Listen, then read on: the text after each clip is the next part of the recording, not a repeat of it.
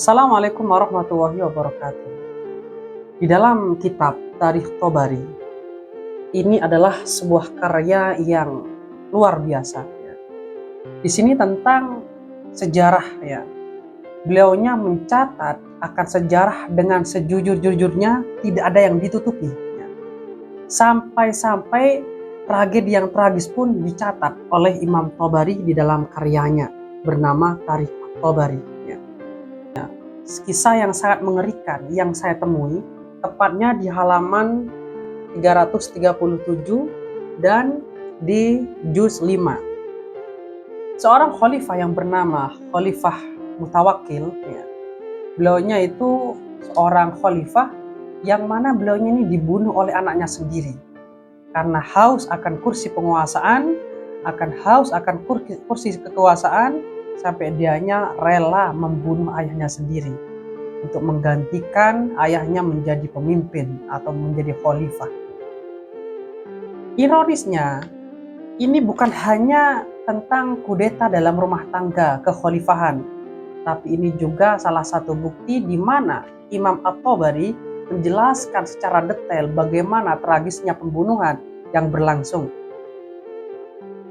Tapi hanya sesaat setelah darah Al-Mutawakkil sang khalifah tumpah oleh tangan anaknya sendiri dengan memerintah para pengawalnya untuk menghabisi ayahnya, maka seketika itu Al-Muntasir yang anaknya itu langsung disambut sebagai khalifah, teman-teman, tanpa ada penyesalan pun, tanpa ada jeda, tanpa ada hari duka, ya, tanpa ada penyesalan dari sang pelaku, si anak ini.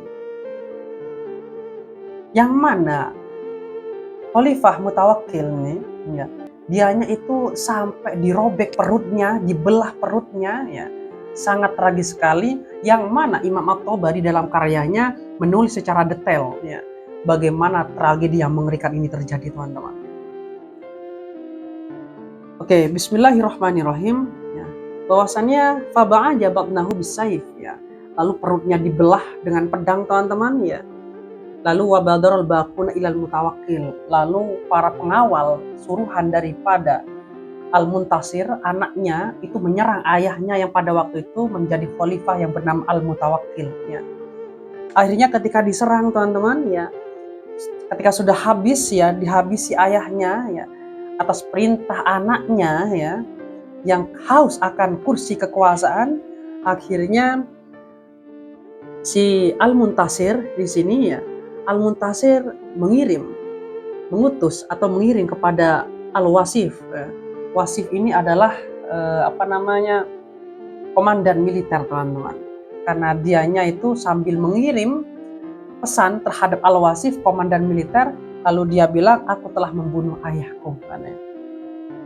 Aku telah membunuh ayahku, fahdur fi wujuhi ashabika, maka hadirlah bersama golongan-golonganmu, sahabat-sahabatmu, yang mana kamu akan membaiat melihat kalau saya ini akan dibaiat di hadapan para pengikut-pengikutnya. Ya.